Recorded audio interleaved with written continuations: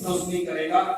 B professor जी, B Madan Mohan ji professor जी ने जो अपनी वाणी से सारे मुद्दे पे रोशनी डाली, उसके बाद कहने को बच नहीं जाता। लेकिन फिर भी जब मुझे आगे हुआ है, मैं भी संस्था के साथ काफी समय से जुड़ा हुआ हूँ, इनकी कारगुजारियां, इनके कार्यों में मुझे भी अवसर मिलता है देखने का और इनका हौसला बढ़ाने का।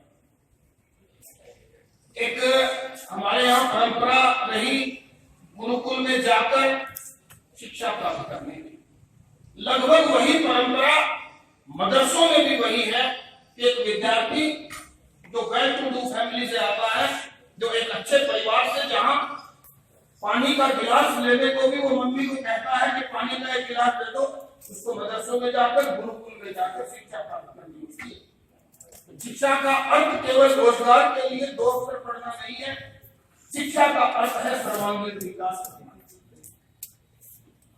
महात्मा गांधी जी ने कहा, by education I mean an all round development. न केवल 2 अक्षर पढ़ के रोजगार प्राप्त करना शिक्षा है, सर्वांगीण विकास शिक्षा है। कैसे बैठना है, कैसे चलना है, कैसे बात करनी है, कैसे अपने इष्ट की आराधना करनी है, जिसको हम पूजा पाठ या किसी भी पद्धति से जोड़ते हैं। शिक्षा का उद्देश्य केवल नौकरी प्राप्त करना नहीं। प्रोफेसर साहब ने उदाहरण दिया द्रोणाचार्य जी का, संदीप ऋषि का, मैं उदाहरण देता हूँ विरजानंद जी का। स्वामी विरजानंद जो ब्लाइंड थे, अंधे थे, अपने आश्रम में लेटे हुए हैं और एक शिष्य के रूप में एक व्यक्ति जाता है, एक बच्चा जाता है। रात का समय है और वो पूछता है, जो इस प्रकार के, जिसको हम दिव्यांग बोलते हैं, परमात्मा की तरफ से, मालिक की तरफ से उनको खास गुण मिला होता है। जैसे ही हम उसको बोलते हैं, थोड़ी आवाज हुई दरवाजे पर, स्वामी विरजानंद जी कहते हैं कि भाई कौन, जवाब आया कि बस यही जानने आया हूं कि मैं कौन। स्वामी जी, मैं आपसे शिक्षा लेने आया। शिक्षा ये बताती है हम कौन है, हमारा उद्देश्य क्या है, हमारा मकसद क्या है। पूर्व शिक्षा मंत्री जी की बात डॉक्टर साहब ने की, मैं राष्ट्रपति जी की बात करता हूं। डॉक्टर एपीजे अब्दुल कलाम को कौन नहीं जानता। इज्जत 2 तरह की होती है, एक सामान्य इज्जत होती है जिसको हम कई बार शो करते हैं, लेकिन एक इज्जत दिल से निकलती है। डॉक्टर एपीजे अब्दुल कलाम के लिए दिल से इज्जत निकलती है। वो किसी धर्म, किसी मजहब, किसी जाति के सीमाओं से बहुत ऊपर थे। ये सामने बहुत बड़ी बात है। कोई धर्म गलत नहीं कहता, सिर्फ हम उसकी जो इंटरप्रिटेशन करते हैं वो गलत होती है। बिलासपुर के अंदर एक संत आए थे, स्वामी वितरागानंद जी अवधूत, बहुत पहुंचे हुए संत थे। एक दिन ऐसे ही प्रवचन में कह दिया कि भाई चाह छोड़ दो, चाह छोड़ दो, चाह। हमारे 4-5 भक्त जो गांव के थे, जाती चाय छोड़ दी। उन्होंने कहा चाह छोड़ दो, इच्छा छोड़ दो, लेकिन उन्होंने चाय छोड़ दी। डॉक्टर एपीजे अब्दुल कलाम ने कहा, education is the most important weapon which can change our world. केवल शिक्षा एक ऐसा माध्यम है जो दुनिया को चेंज कर सकता है, समाज को बदल सकता है, हम सबको बदल सकता है। ये सबकी ख्वाहिश है, आपकी भी। अभी जो जितनी भी बातें हुई, मुझे लगता है इस प्लेटफॉर्म पर शिक्षा के महत्व से आगे बढ़ने की जरूरत है। शिक्षा का महत्व हम सभी जानते हैं, हम सबकी ख्वाहिश है, लेकिन मेरे दोस्तों,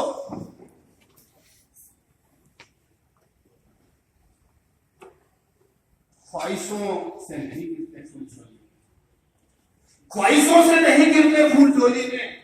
कर्म की साख को तो हिलाना होगा, कुछ नहीं होगा अंधेरों को कोसने से, अपने हिस्से का दीपक खुद जलाना होगा।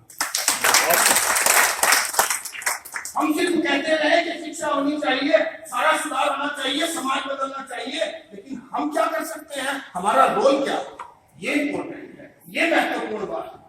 हम अगर चाहे तो हर चीज से सीख सकते हैं दोस्तों।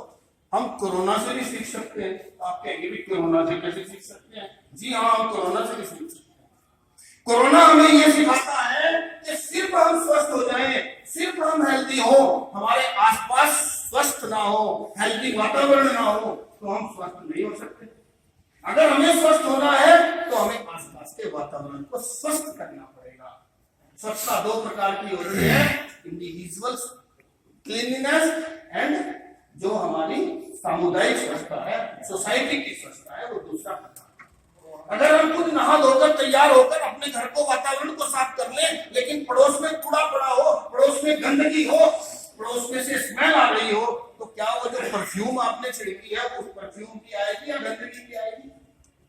मित्रों, मेरा भाव ये है कि ये जो शिक्षा की मुहिम है, जो पीएलबी ने, पढ़ो लिखो बढ़ो ट्रस्ट ने चलाई है, हम इन सबको सपोर्ट करें, हम इन सबके हाथ मजबूत करें, क्योंकि जब इन्होंने इतना बड़ा मकसद लिया समाज को सुधारने का और हम उसके लिए एबल हैं, हम योग्य हैं, तो हमें इनको सपोर्ट करना चाहिए। कुछ कहेंगे हम क्या कर सकते हैं, हम कैसे कर सकते हैं? हाँ, मैं बताता हूं कैसे कर सकते हैं। प्रोफेसर साहब, मैं उदाहरण ऐसा दूंगा कि यही जीवंत उदाहरण है। हमारे बीच में राजेश कश्यप बैठे हैं सर, इन्होंने अखबार बेचा, अखबार बेचकर नेहरू युवा केंद्र के माध्यम से गांव-गांव में जाकर, गली-गली में जाकर, नुक्कड़-नुक्कड़ पे जाकर शिक्षा का प्रसार किया। आप और हम भी इनके प्रोग्रामों में जाते हैं। आज ये जन कल्याण समिति जो 174 गरीब कन्याओं की शादियां कर चुकी है, उसके प्रधानमंत्री क्यों नहीं कर सकते? सिद्ध करने का इरादा है। कोई जरूरी नहीं कि धन से सेवा हो सकती है, कोई जरूरी नहीं कि हम कोई साधन होगा तभी सेवा कर सकते हैं। साथियों, हम शरीर से भी सेवा कर सकते हैं। जब इरादा हो गया, पटवारी जी हैं, सर्विस करते हैं, सर्विस के साथ साथ ये मुहिम ली कि हम समाज को अपना अपना कर्म है, कर्म की प्रधानता हर ग्रंथ में दी है। बहुत अच्छा लगा आज सुन के। पीर साहब ने बताया कि किसी भी ग्रंथ के अंदर, किसी भी धर्म के अंदर गलती को गलती ही कहा, गलती को सही हम कहें। विज्ञान में अपना कोर्स कर रहा हूँ, तो वहाँ पर भी कई पूरे भारत के अलग अलग जगहों से, अलग अलग बैकग्राउंड से, सोशल बैकग्राउंड, इकोनॉमिक बैकग्राउंड से लोग आते हैं। तो एक बहुत इंपॉर्टेंट बात चलती है, जैसे प्रोफेसर साहब ने कहा था कि जो व्यवस्था है उसका बहुत असर पड़ता है, कि आपकी सामाजिक आपके समाज का आपके ऊपर बहुत असर पड़ता है, और जो इकोनॉमिक आर्थिक जो आपका बोल रहा है उसका भी बहुत असर पड़ता है। तो हमें चाहिए कि जो शिक्षा है उसको अफोर्डेबल और सबके लिए बनाया जाए। ऐसा ना हो जैसे अभी बताया इन्होंने कि जो दून स्कूल का बच्चा है, सनात का बच्चा है और एक सरकारी स्कूल का बच्चा, उसमें जमीन आसमान का अंतर है। तो सरकार को चाहिए कि वो व्यवस्था को ऐसा बनाए कि वो सबको एक साथ लेके चले, और आपका दायित्व ये बनता है कि आप उसके महत्व को समझें कि शिक्षा का इतना बड़ा महत्व क्यों है। शिक्षा का मतलब ये नहीं है कि आप शिक्षा लें